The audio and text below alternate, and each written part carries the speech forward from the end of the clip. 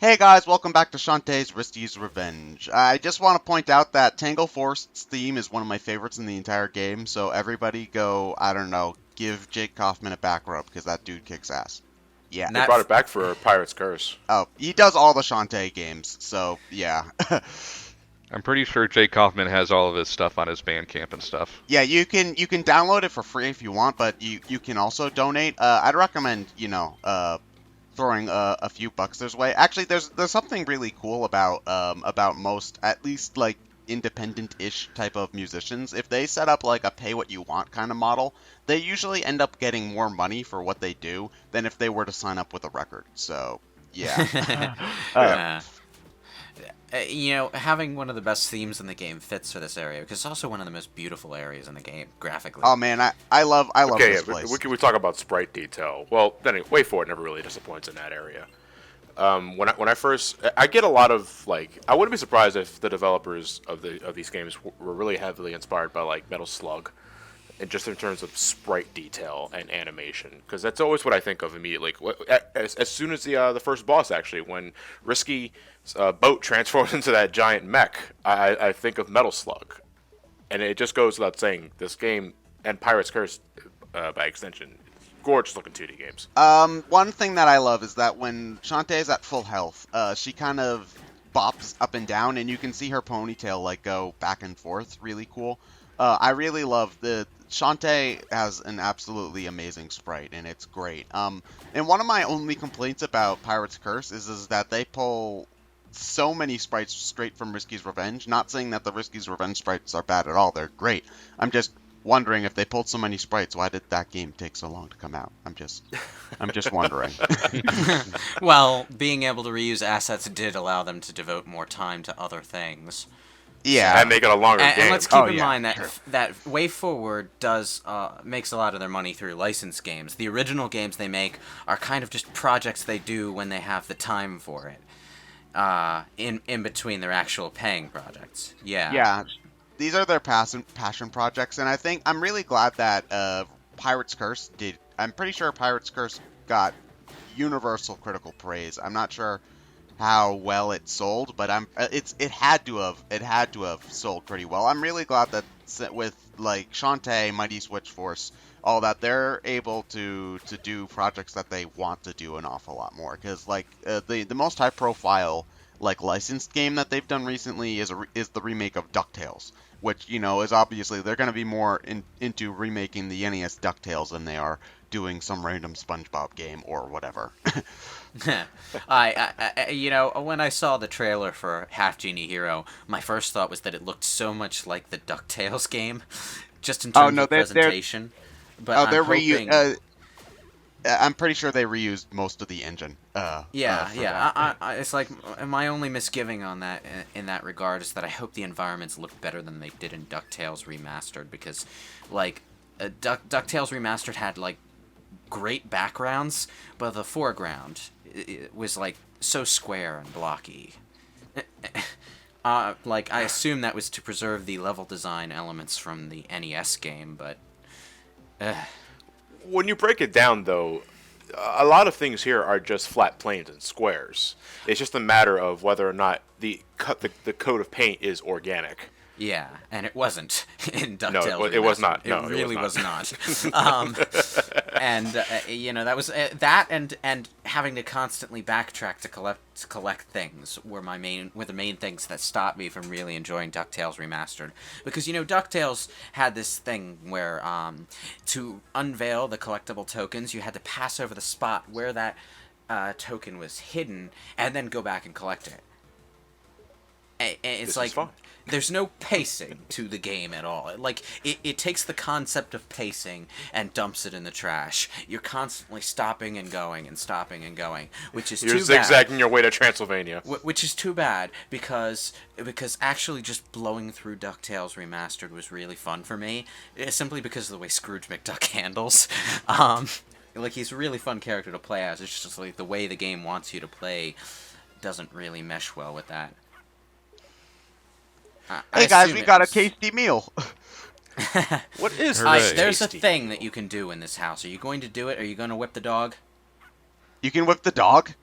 Yeah, you get a lot of money for it. You didn't know that? You can whip. You assholes! You whipped the dog. I found out later, but there's more to it than that, though. If you whip the dog, leave, and then come back, the dog isn't there anymore. And after the credits, you find out the dog's soul is in this place of lost souls. And which they bring back in Pirate's asshole. Curse. Oh my! But hold on, there are two benefits to whipping the dog. Ted, hear me out. You get 100 gems for doing it, and you get an achievement. You guys are dicks. I thought you knew. No. Everybody knows you can whip the dog. Why would you? You really are a nice guy. I personally, I knew. Hey, I knew you could do it, but I didn't. I killed that son of a bitch. I love dogs. Either, but to be fair, I would have if I knew there was an achievement for it. But I that figured, 100 gems can go towards a pike ball. Yeah, but you know, the 100 gems wasn't so much of a big deal for me because I had already grinded for most of the early game stuff anyway. Whipping one dog is the equivalent of whipping 50 Nagas. Do the math. I don't really, just for the curious, I don't do an awful lot of grinding. I only do it if I really want a thing and I just barely don't have enough gems to do it. So this is mostly a grind-free playthrough. I'm not gonna be. I don't have anything to start off with here. So there's not really that much benefit to grinding early on in Shantae anyway, and here's why. Because after a point, like you can buy the first 3 basic spells, and after that you need to start collecting magic jams on top of gems to afford stuff. I think you can get 1 or maybe 2 if you go to the pumpkin field as opposed to the lilac field. I know that there's one really easy one in the pumpkin field that I forgot to go get. But you know, a lot of the really good upgrades require more than 1 magic jam to trade in along with your money. So you're not going to be able to buy up everything in the shop early on, no matter how much you grind. You have to actually get further in the game in order to access those magic jams. So, as far as grinding early game goes, you can make life a bit easier on yourself by running around back and forth in the pumpkin patch, getting a bunch of gems and getting all the basic spells early on. But after that point, like you'll get money fast enough that by the time you have enough magic jams to get something, you'll also have enough money. One thing that I do like about the game that we'll get to later on, at the very end of the game, you can find quite a few treasure rooms that will restock every time you exit and leave. So by the time you get to the end of the game, there is basically, you don't need to grind if there's anything left in the shop. You can, well, I mean, you do have to grind, but it's an awful lot easier. So I do appreciate that kind of thing, where they basically make money a non-issue if you just wait till the end. If you are of the grinding sort, then I guess the best place for you to grind early on would be in the pumpkin fields to the very left of Scuttletown. Nagas respawn there so incredibly fast. And they can drop 5s. Respawn speeds. Ninja Gaiden tier. Like, you know, I'm not even kidding about this, okay? When I first played, I thought for a second that I was suffering some Ninja Gaiden programming quirks because the enemies would just respawn the moment I edged the screen to the left. But it's actually just certain areas that do that, and I did not know you could crawl under here. Yeah, there's some gems in these pots. You want to know what I really miss from Pirate's Curse? Being able to press the X button and have all the gems fly to you. I was missing the magic lamp too. Next game. Left. Yep. You got a key. So there's our first dungeon of the game. It's kind of reminiscent of the water dungeon from Shantae 1, only it's really not a water dungeon. It's more of a... Just blue and drippy. Yeah. Someone should really get that checked out. It's like the Cave of Wonders before it went apeshit. Alright, I'm convinced that these guys were inspired by the Iron Knuckles of Zelda 2. And you take... Zelda 2 Yeah, because the best way to deal with Iron Knuckles in Zelda 2 was to jump and hit him in the head. Constantly. That's the best strategy for these guys. I saw you going the slow, methodical way, waiting for their shield to lower. You can just hit them repeatedly on the head by jumping attacking them. I know that. It's just... Want to play it? It's a little bit... He wants to pad out the parts. You know what it's I did? It's easier. Whether it You know takes what- longer, it's easier. That's what I. You know what I did? I did it the extremely complicated way. I jumped over them and attacked them from behind. You're an over over dramatic attacker. Oh, Yeah. so you're a 3D Iron Knuckle fighter, eh, Lewis? Oh! I just saw the water there. Oh man, this game does something I absolutely hate. You have to backtrack into dungeons if you want to 100% it, which is why I'm not 100% Okay, in that this saves game. the question I was going to ask then. Yeah. Yeah. I could already tell that it was going that route when I went through the first dungeon and the first few areas, because they're all over the place. There's areas you can't access because you either don't have a key for this door that's in a cave, or there's an obvious swimming section where you need to get a mermaid form or something later on, and that's not going to happen until several dungeons later. Oh no, the mermaid's one of the last things Yeah. you get. And that's honestly that was something I would hope they would fix from the original Shantae, because you remember from the first Shantae game, you had to go all over the place after you get the upgrades just to get maybe a firefly, or maybe a heart container. And Risky's Revenge, I guess someone would say does it worse, because there are so many areas that you can at least skim across, but you have no way of exploring until you get that upgrade you get way later down the road. And I think the worst of it is in the third dungeon, which we'll point out when we get to. Well, we'll get to that eventually. One thing about Risky's Revenge, for me though, is just that. Oh God, I am absolutely spacing out. Shantae's I am so pretty. sorry. Dude, the colors. Okay, actually, that's something. I don't find like Shantae sexy. I mean, I find her. Yeah, she's I adorable. like her design. She's adorable, yeah, okay, but, I wouldn't want to have sex with Shantae because her proportions are weird. Alright, if we're going to open that can of worms, I'm just going to say, okay, people, don't jump down a character's throat just because they have sex appeal, because, that by itself isn't a problem. Not even with all women, because, some women do like to play as sexy female characters, okay? It's not that exists, it's that it's, the only thing that exists that makes it a problem. And even then, Shantae may have the looks, but it's not like she ever exploits that for any sort of personal gain. In fact, she's just... Well, she does. Well, her superpower is dancing. Yeah, but that just goes with the territory. She's a dancer, so she dances. I guess the most sexual thing, and this is really stretching it, but one of her idol animations, she adjusts her top.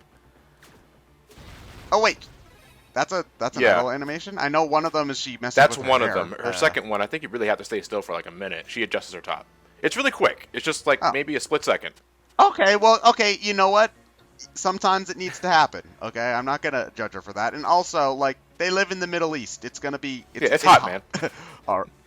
We want to wear a parka. So yeah, it's standard character design for the whole Lady Genie trope thing, but my issue is that it's all well and good that we're focusing on being progressive and inclusive and all that, but let's not lose sight of what the real issues are. The real issues are presentation and characterization and lack of variety. Okay, nobody cares about characters like Shantae and Bayonetta per se.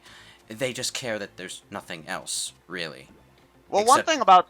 Okay, well, to bring this back to Risky's Revenge a little bit, one thing I do like about this game is that Shantae does have a very clearly defined personality, but one thing that I think is also done better in Pirate's Curse is that the writing is an awful lot better than this game. It's generally funnier, and also I think Shantae has a more clearly defined personality there, because, she's a little bit, easy to anger, but in Pirate's Curse, she's kind of a hothead, and I like that an awful lot better because it makes her a more believable character, and I think it fits her a little bit better. And also, it gets the funny line with Branson later in the game. I'm not a good character. I'm not a good role model because of my outrageous outfit and fiery temper. One of the problems Risky's Revenge has is simply screen size. And by that I mean By that I mean I am going to. It's a really easy to miss problem, but the problem is there's 2 lines of text on screen at any given time. On the DS version, and while Director's Cut upgrades that to 3 lines of text, it's still written the same way. It's written to be confined to a 2-line text box. Oh, so yeah, I think you know what, that's actually right, because it kind of makes if you have shorter sentences, it's easier for the writing to be stilted. It's also a gameplay thing too, because the 3DS and Wii U have a higher resolution, so Shantae's sprite isn't as big, meaning you can see more of the area, and it's easier to platform in. But look, a monkey! Oh boy! Random bag of spilling from last game.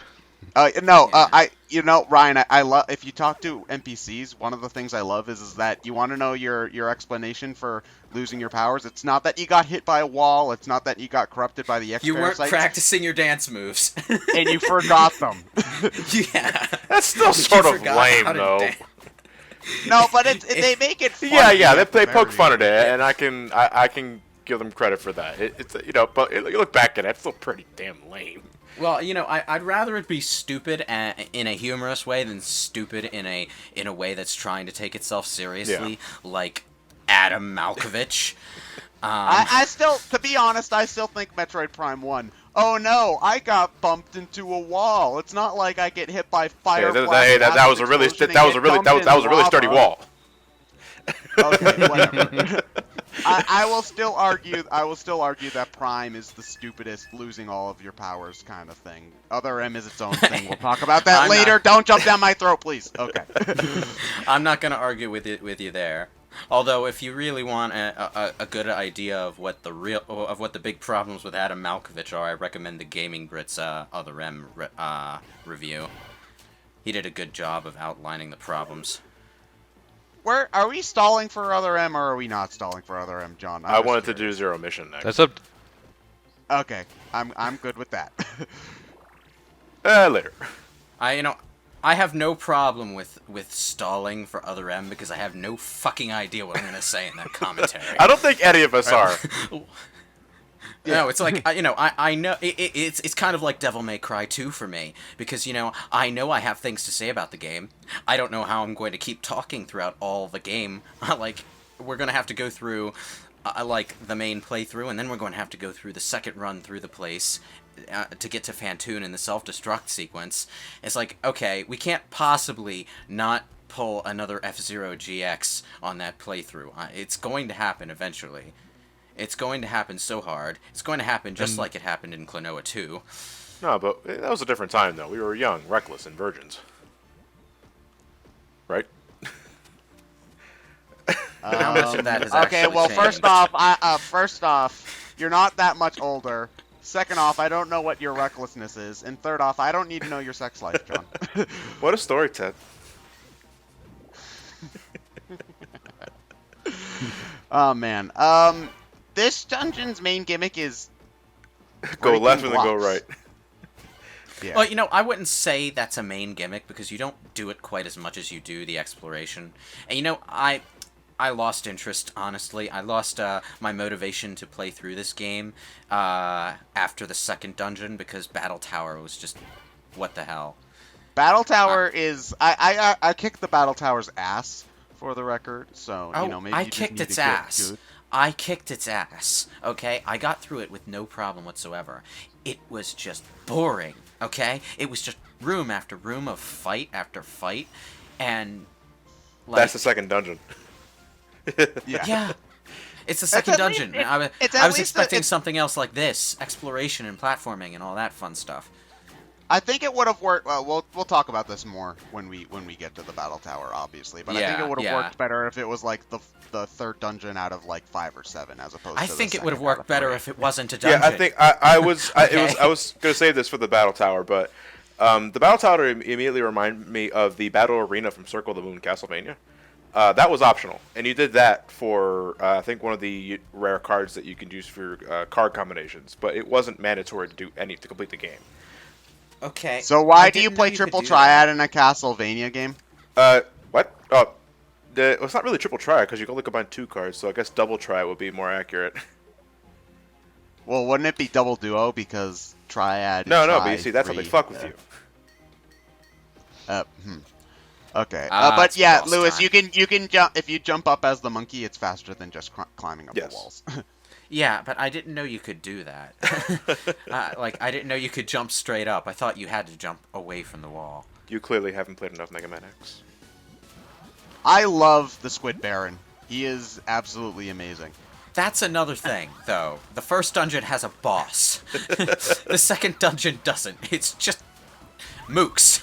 Mooks. Honestly, I think the Mooks. Squid Baron is. I think the Squid Baron is a harder boss than the third dungeon's boss. He's the third dungeon's boss is piss Yeah. easy. Oh man, I can't Well, wait. as long as he doesn't come back as a filler boss later. I had. man. It's like I got through this.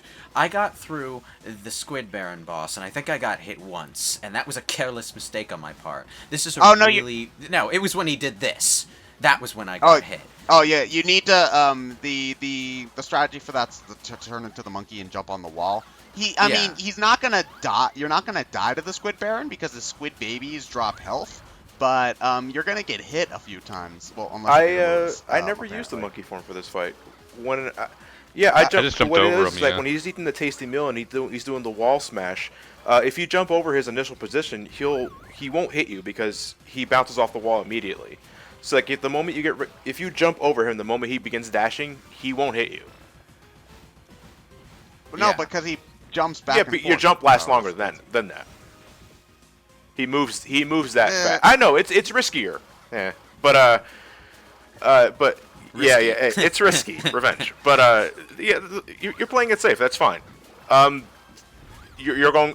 I always got hit by that attack a lot when I first played the game, and then I was like, wait a minute, I can cling to walls. So The storm cloud makes this fight an absolute joke. How did yeah, but you, why are you using how anything did other you than the trigger pike ball? How did you trigger the monkey transformation so quickly though? I could never get that to work. Since the monkey transformation's the first one, you really only have to make it so that the dancing animation just starts, and then you can go.